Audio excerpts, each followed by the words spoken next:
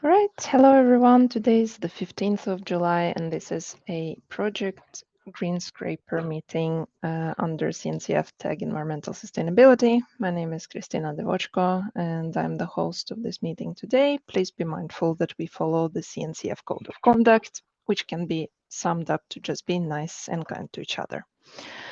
All right, so today I think it's just me and Al Hussein, probably to blame the summer and the good weather in many countries as well.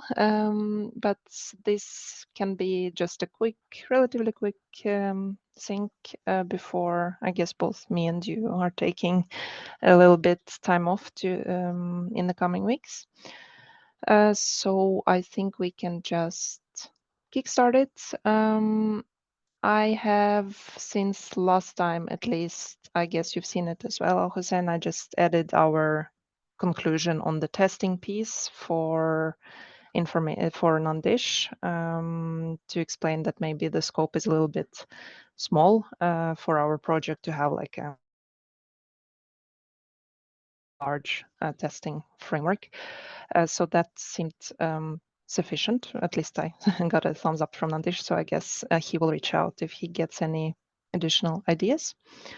And apart from that, I had some progress on testing out the reusable workflow so that we can kind of make the GreenScraper tools workflow reusable so that it can be hooked up easily from the TAG ENV tooling repo into any other repo where we would want for it to run, like for example, the TAG ENV repo.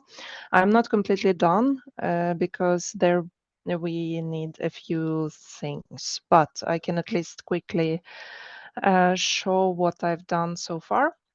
I made some modifications on the workflow definition in the TAG ENV tooling repo. So these are just the overview of the changes that I have at this point in the TAG ENV tooling repo. So I created a separate GitHub workflow that we can use for testing. So because initially when you created the GreenScraper tool, Al Hussein, in your own repo, it had its own like talks markdown file, and it was present in there. But when it was donated to TAG ENV tooling, the workflow actually didn't it wasn't working because there was no file there, and there was no talks markdown file, and it was like struggling a little bit to kind of run. So I think like for the general purpose, it will be nice since it will be a reusable workflow so that we could test it kind of like a reusable workflow as well in the TAG ENV tooling repo. So this will be like a separate workflow that is called generate event list, and it will basically call the GreenScraper workflow, which is the one that will be reusable with some parameters that it needs, basically which file to update. And it will also need to provide the token so that the GreenScraper tools workflow is actually allowed to create a pull request with the changes in the repo where this workflow is calling from, so that we could test it first once we make any changes as part of this repo where the GreenScraper tool is, before we kind of also make it officially run in production, for example, in the TAG ENV repo. So then I updated the GreenScraper GitHub workflow itself so that it is now reusable, so that it can kind of be called in that way that I showed above, with the uses parameter. And then I had to make some adjustments so that we can actually parameterize where to add the changes that the tool generates, so where to put this data. There was one thing I wanted to ask you all, Hussein. I'm wondering if I asked it earlier. I may need to just double check, because I know that there is an existing GitHub action that creates pull requests for you. That is like open source. Have you looked into that, or was it just easier to like add the script that would create such a pull request instead. I don't remember exactly. No, actually, we haven't talked about this before. In Okay. general, I tend to use script-based tasks rather Mm-hmm. than using like a Mm-hmm. kind of abstracted task Mm-hmm. that has something to run in the background, basically. It's Mm-hmm. just to make it easy for me to debug later on if there is anything that goes wrong. All right. But if that makes things easier, sure, why not? We can switch to use another task. That's fine. No, I was just curious, like if you saw that or not, if you were aware of that or not. I don't think it's kind of, I don't have any hard requirement. I just know that like if you, it may be less to write code in terms of implementation. So we can look into it if it will be relevant. So I was just curious if you were aware of that or not. But it's not a problem. We just keep it as is for now. What we need to make this fully work is to get the access tokens created, both in this repo and in the tag env repo, because so that it actually can add these changes. And that I will need to check. I think because it doesn't look like I have permissions to create such a token.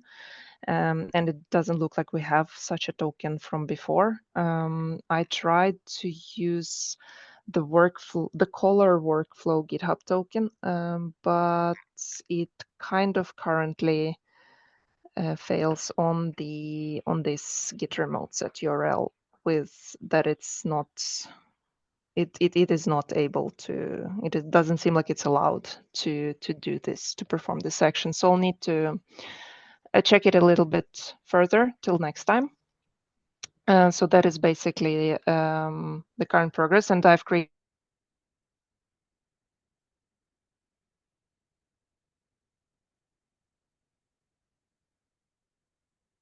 a test file that we can then use. And this file basically mimics a little bit how I started making initial changes in the tag env repo. So if I switch to the tag env repo, where I also have like a dev branch where I'm just setting up this initially. So here I also created such a GitHub workflow that will basically then call this reusable workflow for GreenScraper tool. And it's currently, I made it as easy as just having an index.md file that will always be on top of the events page in the, if we go to the website here, it will basically be just the first entry here in the list. And I also updated it so that we have kind of like a table of contents on the left side here, like we have in the about section, because it can help once we get more entries under the events page.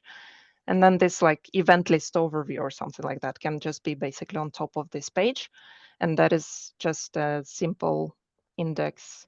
Yeah, that is event list markdown file.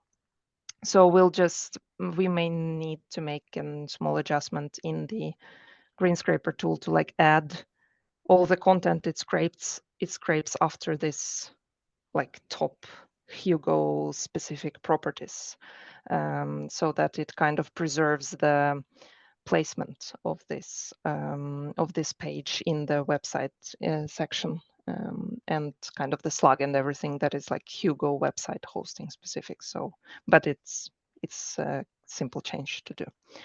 So that is basically it. So it's a little bit of progress on this side. The only thing we'll need to figure out right now is to get this token thingy to work.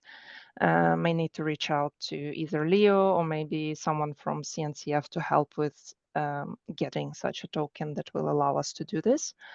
So there is a little bit progress on that time. So hope we'll see. Maybe it will be ready more or less to test out for the next meeting. Sounds great. Is the token Yeah. required for cross repo changes? So it's not the same repo, but another repo. The token, yes, and Yeah. the caveat here, from what I have researched, is that you cannot use this GitHub token. Like it's here. right now, but this GitHub token seems like is allowing this specific workflow to do things, but once it's calling another workflow that needs to do some changes back to this repo where the initial workflow is from, you need like an access token, like a path.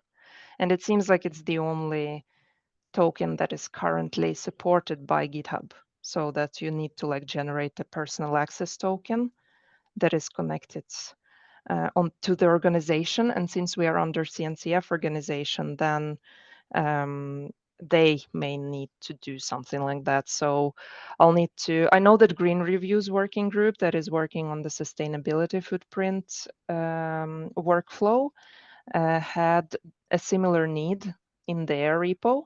So I know that we've done something like that before. So I'll just need to check out, maybe there is an access token we can reuse, maybe something that Green Review's working group already uses.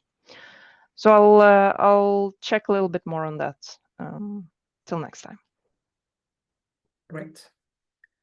Yeah, and from my side, Yep. we have the task, which is the first one in the no status. This one, yes. Yeah, I just had like thoughts about it. I haven't pulled it into active because I thought if someone else looking into it, I might prevent something in the meantime.